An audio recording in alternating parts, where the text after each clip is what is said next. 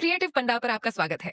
मैं हूं आपकी दोस्त और आज की कहानी सुनकर आपका सीना चौड़ा हो जाएगा।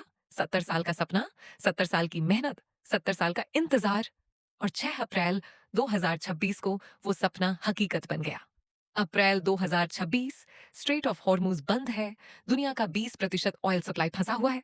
प्राइसेस क्रॉस कर चुके हैं $120 पर बैरल। और इंडिया, हम इंपोर्ट करते हैं अपना 85% क्रूड ऑयल, अपना 70% न्यूक्लियर फ्यूल। हम बाहर के भरोसे हैं, उस वक्त भी जब बाहर की दुनिया खुद जल रही है। लेकिन उसी 6 अप्रैल को कल्पकाम में एक बिल्कुल अलग कहानी हो रही थी। इंडिया का प्रोटोटाइप फास्ट ब्रीडर रिएक्टर यानी पीएफबीआर अचीव्ड क्रिटिकलिटी। और उस एक मोमेंट ने वो सवाल का जवाब देना शुरू किया जो 70 साल से पूछा जा रहा था। क्या इंडिया कभी एनर्जी के लिए किसी पर निर्भर नहीं रहेगा? इसे समझने के लिए 1954 में चलती है। एक फिजिक्सिस्ट थे, डॉक्टर होमी जहांगीर भाभा। उन्होंने इंडिया की जियोलॉजी देखी और एक प्रॉब्लम आइडेंटिफाई की। इंडिया के पास यूरेनियम बहुत कम था, लेकिन दक्षिण के समुद्री तटों की रेत में थोरियम था। दुनिया का 25% थोरियम इंडिया की जमीन में। भाभा ने एक 3 स्टेज का रोड मैप डिजाइन किया। स्टेज 1 ये था कि conventional pressurised heavy water reactors बनाओ, इंडिया के पास जो थोड़ा यूरेनियम है उससे चलाओ, इलेक्ट्रिसिटी जनरेट करो और डेलिबरेटली प्लूटोनियम प्रोड्यूस करो। आज इंडिया के 22 न्यूक्लियर रिएक्टर्स यही कर रहे हैं। वो सिर्फ पावर प्लांट्स नहीं हैं, वो फ्यूल फैक्ट्रीज हैं स्टेज 2 के लिए। अब स्टेज 2, कन्वेंशनल रिएक्टर में एक लिमिटेशन है। फ्यूल डालो, जलाओ, वेस्ट निकालो और फिर बाहर से और फ्यूल खरीदो। यही साइकिल है और इसी साइकिल में फंसा है इंडिया। पीएफबीआर इस साइकिल को तोड़ता है। ये एक ऐसी मशीन है जो जितना फ्यूल जलाती है उससे ज्यादा फ्यूल बनाती है। रिएक्टर के सेंटर में प्लूटोनियम जल रहा है, उसके चारों तरफ है यूरेनियम 238 का एक ब्लैंकेट। चेन रिएक्शन से निकलने वाले न्यूट्रॉन्स इस ब्लैंकेट से टकराते हैं और ट्रांसमुटेशन होती है। इनर्ट यूरेनियम बन जाता है बर्नेबल प्लूटोनियम। बाद में थोरियम का ब्लैंकेट लगेगा जो कन्वर्ट होगा यूरेनियम 233 में, यानी स्टेज 3 का फ्यूल। सब एटॉमिक लेवल पर अपना फ्यूल खुद ब्रीड करके इंडिया एक रिएक्टर को इनडेफिनेटली चला सकता है, बिना किसी ब्लॉकेड की चिंता किए, बिना किसी सप्लाई चेन की टेंशन के। लेकिन ये टेक्नोलॉजी, इसे बिल्ड करना, इसे स्टेबलाइज करना, ये कोई आसान काम नहीं था।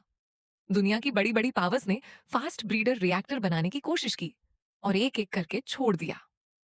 पीएफ बीआर वाटर कूल्ड नहीं है, ये चलता है लिक्विड सोडियम पर।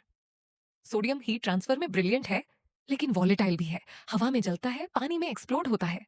1750 टन लिक्विड सोडियम को एक न्यूक्लियर रिएक्टर में मैनेज करना, ये डिकेड्स की मेहनत मांगता है। Regulatory scrutiny, safety upgrades, delays. और इंडिया ने वो सब किया 70 साल तक। जब फ्रांस का सुपर फेनिक्स बंद हुआ, जब जापान का मोन्जू फेल हुआ, जब अमेरिका ने प्रोग्राम कैंसिल किया, इंडिया ने काम जारी रखा। इसीलिए अप्रैल 2026 की क्रिटिकलिटी कोई ऑर्डिनरी न्यूज नहीं है। यह उन हजारों इंजीनियर्स का ट्रायम्फ है जिन्होंने एक पनिशिंगली डिफिकल्ट फिजिक्स प्रॉब्लम को कभी नहीं छोड़ा। अब इसका आम आदमी से क्या कनेक्शन है? जब एनर्जी सोर्स हो प्योरली डोमेस्टिक फिजिक्स, तो आपकी बिजली की प्राइस मिडिल ईस्ट के तूफान से डिटैच हो जाती है, ग्लोबल इन्फ्लेशन के स्पाइक से डिटैच हो जाती है। पीएफपीआर को बनाने में मैसिव अपफ्रंट कैपिटल लगा है, लेकिन एक बार चलने के बाद सेल्फ ब्रीडिंग फ्यूल साइकिल 40 से 60 साल तक स्टेबल, चीप बेसलोड पावर देगा। अभी पीएफबीआर फेज्ड कमीशनिंग में है। Engineers low power tests run कर रहे हैं। धीरे धीरे पावर स्केल अप होगा जब तक 500 मेगावाट नेशनल ग्रिड में नहीं जाते। और यह प्रूव करता है कि इंडिया के पास टेक्निकल कैपेसिटी है। Hundreds of gigawatts carbon free power के लिए अपनी जमीन की डर्ट से। पीएफबीआर एक ब्रिज है। स्टेज 2 कंप्लीट हुआ। स्टेज 3, थोरियम पावर्ड इंडिया, उसमें अभी डेकेड्स की मेहनत बाकी है। लेकिन यह माइलस्टोन उन जनरेशंस ऑफ इंडियन साइंटिस्ट्स को ऑनर करता है जिन्होंने अपनी पूरी जिंदगी लैबोरेटरीज में गुजारी ताकि भाभा का लॉन्ग टर्म विजन अलाइव रहे। 6 अप्रैल 2026 की क्रिटिकलिटी प्रूव करती है कि 1954 का रोड मैप एग्जैक्टली वैसे काम करता है जैसा डिजाइन किया गया था। ब्रिज बन गया, रिएक्शन सस्टेन हो रहा है, 70 साल का वादा पूरा हो रहा है।